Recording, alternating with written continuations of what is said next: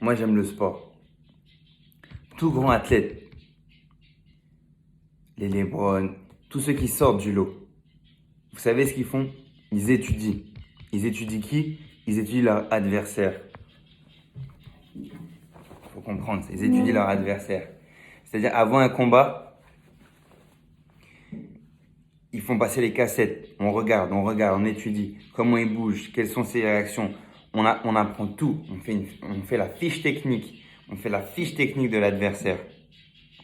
Alors aujourd'hui, je vous invite à étudier notre adversaire à tous. Notre adversaire à tous. Parce que pour gagner, il va falloir étudier. You have to know what you're up against. Il faut savoir contre quoi tu vas, contre quoi tu es. Et comment il fonctionne, etc. Du coup, on va regarder, là, il va s'afficher le passage. Donc, la sourate 33, sourate Sad, non, 38, excusez-moi, sourate 38, Sad, verset 76 à verset 85. Je vais l'afficher. Ce passage d'ici à ici.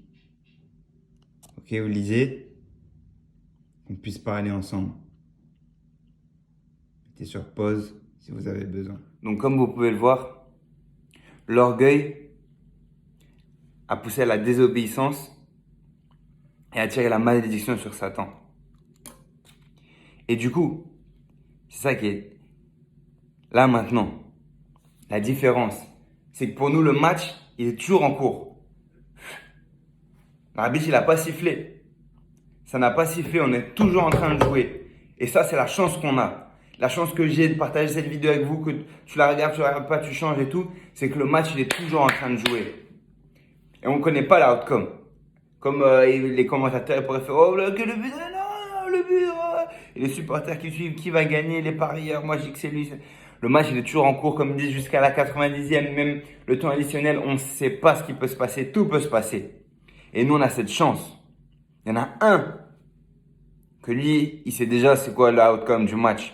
Pourquoi? Parce que Dieu, il a dit, je remplirai la gaine avec toi et avec tous ceux qui t'auront suivi. Donc lui, c'est sûr, il y va. Lui, il y est. Et maintenant, comprenez, j'en réfléchis.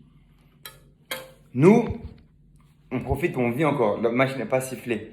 Mais si maintenant je t'enlève tout espoir, lui, il sait qu'il n'a pas d'avenir. Il sait à quoi il est voué.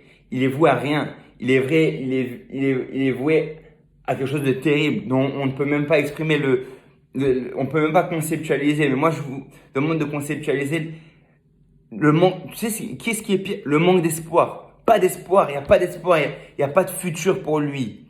Donc, c'est pour ça que lui, genre, il a tellement de seum. Les seuls qui viendront avec lui, les seuls qui tomberont, ce sera ceux qui t'auront suivi. Une chose est sûre, lui, il y va. Les autres, c'est eux pendant le match qui auront décidé de le suivre, alors qu'ils avaient encore tout le temps pour gagner encore. Et ça, c'est nous tous. Pourquoi? Parce que moi-même, à l'instant là même que je parle, et encore plus, parce que là, ils se disent, ah ouais, moi tu m'affrontes. Parce qu'il y en a, ils vont dire, oh, le diable n'existe même pas. La meilleure des rues, c'est leur faire croire qu'il n'existait pas. Du coup, il est passé en balade. Mais quand je dis ça, waouh, le mec, il pète un câble. Il pète un câble, frère. Tu vois? Et nous tous, je vais donner une analogie, par exemple. Tout le temps, il va essayer de te faire dévier, quoi. À chaque fois que je parle en anecdote, je sais pas s'il y en a qui comprennent ou comprennent pas, mais c'est pour donner une image. J'ai commencé à faire du sport. Pourquoi on commence à faire du sport? Que des choses positives. Le bien-être, la bonne santé, mais voilà, il y a que des choses positives, tu vois. Longévité, bien-être, santé, être mieux, que des bonnes choses qui peuvent t'apporter. D'accord? Maintenant, je vous raconte la suite des choses. Ça veut dire que les gens vont dire oui, n'importe quel chemin, comme j'ai marché, je veux pas dire de bêtises, mais j'ai marché, le diable il est venu de face, à gauche, à droite, par derrière, il va t'assailler de tous les côtés. Et tant qu'on est dans cette vie, on doit tracer ce chemin. C'est pour ça qu'il faut être équipé, du moins pour pouvoir mener le combat. Quand tu vas au combat, voilà, quand les guerriers vont à la guerre, et on les envoie pas en Irak comme ça, frérot. Non, non, t'inquiète. Big Brother, il leur met tout l'équipement, ce qu'il faut, le gun, le truc, le pack d'eau, le truc, les puces, les machins, le backup, le talkie-walkie, tout, frère. Et toi, maintenant, tu vas mener un combat sans rien, frère. Sans wrap-up, sans gants, sans entraînement. À la well again, frère. Hein? Sans tropez. All out. Stop. Non. Qu'est-ce que je veux dire? Du coup, je continue cette histoire. Donc, je commence le sport. J'avais trop d'ambition, moi. J'étais déterminé. Et quand j'étais à l'université, il y avait 2 séances de natation. Une le matin. En fait, c'était des séances de 1 heure, tu vois. Et elles étaient back to back. Il y en avait genre, c'était de 7 à 8 et genre de 8 à 9. 2 séances différentes d'entraînement, 1 heure dans la piscine. Moi, je faisais les deux et je me mettais sur ma tête. Il fallait que je finisse premier à chaque lap, chaque truc. Mais les mecs, quand on arrivait moi, je finissais la première heure. J'étais taxé. Arrive le deuxième. Boum, eux, ils nagent. Et moi, je rebelote, je vais être premier. Après l'après-midi, vers 3 heures, j'avais entraînement avec les mecs de football américain. Bam, bam, bam, on soulevait des poids comme des oufs. Le soir, qu'est-ce que je veux dire? 6h30, boum, j'allais à la salle de boxe. Je faisais mon entraînement, 6h30, 8h30. Il y avait les mecs, ils arrivaient tout frais pour faire le sparring. Moi, en fin de la journée, gros, j'étais taxé sur chaque lap. J'arrivais première séance, deuxième séance, muscu, entraînement de boxe avec le groupe et tout. À la fin, les mecs arrivaient frais et tout. On devait se taper et tout. En plus, dans ma salle, genre, c'était pas du sparring gentil. C'était genre match à mort par équipe, frère. Match à mort, non, homme à homme. Chasse à l'homme. Et je me rappelle, j'avais tellement de douleurs. Et on me dit, hey mec, prends des stéroïdes. Tout le monde me conseille, mec, prends des stéroïdes. Coach, il me prend des stéroïdes. Et un jour, j'étais dans la salle de bain et c'est là où j'ai senti, genre c'était le breaking point, c'était genre le make it, genre c'était là, c'était le clivage, le dilemme. Je me rappelle, j'étais au fond de ma douche, frère, plié en 7 comme ça, frère. Et l'eau me coulait dessus, j'étais au bout. Et je me dis genre, mec, c'est the way out et tout. Tout le monde me dit, ouais, mon coach, il me prend des stéroïdes. Les gens, ils disent, en plus, quand j'arrivais au sparring, les bougs, ils rentraient. Oh, les mecs, ils allaient direct dans les shots. Ils se mettaient leur piqûre, frère. Je sais pas, c'était dans leur tête, frère. Ils croyaient que ça les rendait surpuissants. Et après, ils montaient sur la ligne sur moi, frère. Ils tapaient des trucs de malade. Ils croyaient que ça allait surbooster et tout, frère. Moi, j'étais couché ça vite fait, bien fait. Une autre histoire, frère, à raconter. Mais voilà. Et là, Et donc, dans ma tête, c'était genre, ça y est, gros, c'est mon way out. Et il y a un truc, et je me suis dit, mais regarde, le pacte avec le diable. Quand je dis, ouais, elle a signé un pacte avec le diable. Déjà, il y a un truc qui m'a fait que j'ai pas fait le truc. J'étais au fond de la douche et j'allais le faire. Et d'un coup, je me suis dit, attends, si là, maintenant, je me pique, ça veut dire que je suis en train de dire, je dis, écoute Dieu, merci pour mon corps, mais laisse-moi prendre ça à ma charge et faire quelque chose de mieux que ce que tu as fait.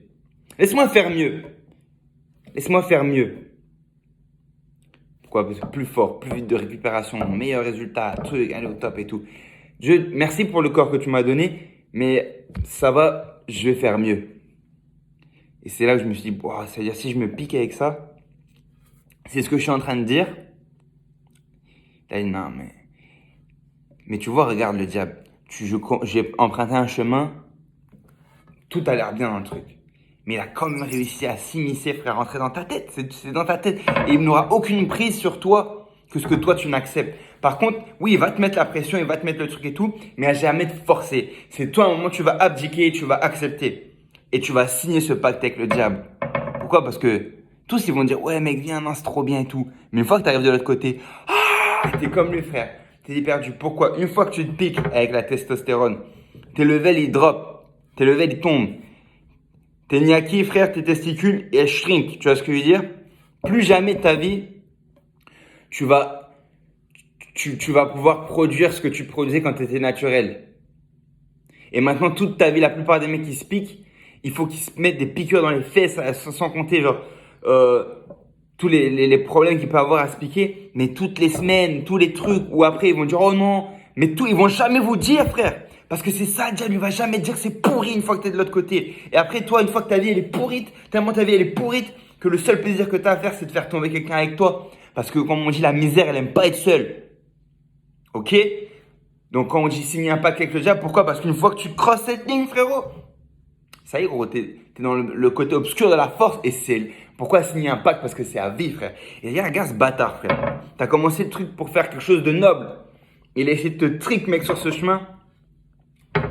Dans ce truc. Et c'est pareil. Après, on va revenir parce qu'il faut que je dise, comme je vous ai parlé, l'analogie de bâton de relais. Quand il essaie par manque de connaissances, trop de pertes sont causées par manque de connaissances, alors que tu es en train de te fourrer un truc tout pourri, frère. Ça, faut l'éduquer. Ouh, frère, faut pas ouh. Ah ouais, on est censé avoir peur de lui. Mais avec l'aide de Dieu, je suis qu'un homme. Je suis qu'un homme. Il est là depuis longtemps. Il nous aime pas. Mais la vie, moi non plus, frère. La vie, moi non plus, frère. Aujourd'hui, tu vois, Zach, il a des lunettes. Tu vois? Eh ben, je t'invite à mettre les lunettes, frère. Je vous invite à mettre les lunettes une semaine. Mets les lunettes une semaine. Essaye de voir dans ta vie, il est où, il se cache où. Il est dans quel mot? Dans quel acte? Dans qui? Dans quoi? Dans comment? C'est jamais une personne. Tu vois ce que je veux dire? Non, mais par contre, on est tous des antennes. On est tous des vers. On est tous... Moi, demain, je peux être au service du bien comme du mal. Comme là, je peux vous véhiculer un message de bien comme je peux véhiculer un message de mal. Et toujours, on est toujours influençable. Pourquoi les gens... L'architecture. On est tout le temps influencé parce qu'autour de nous, on est humain, on est comme de l'eau. Tu vois, on est un verre, un coup tu verses ça et tout. Alors je vous dis ici, mais de venir, mettez vos lunettes. Comme ils ont des scopes infrarouges, mettez les lunettes à celui à qui on fait le combat, frère. Entends, c'est moi, apprends, frère, tu vois. Reconnais-le comme c'est jamais une personne. Les gens, ça, l'humain, frère, il faut le tirer vers le bien. L'humain, c'est qui? C'est l'autre, là, il essaie de nous faire tomber. Mais nous, il faut qu'on aille au top. Mets tes lunettes une semaine et dis-moi, frère, c'est Zach. Check ce que... C'est même pas moi qui dis, mec, c'est Dieu, frère. Je suis un ouf ou quoi, moi? Je suis un ouf ou quoi, moi, frère? C'est Dieu, mec. Vous êtes sérieux, vous croyez pas encore, mec?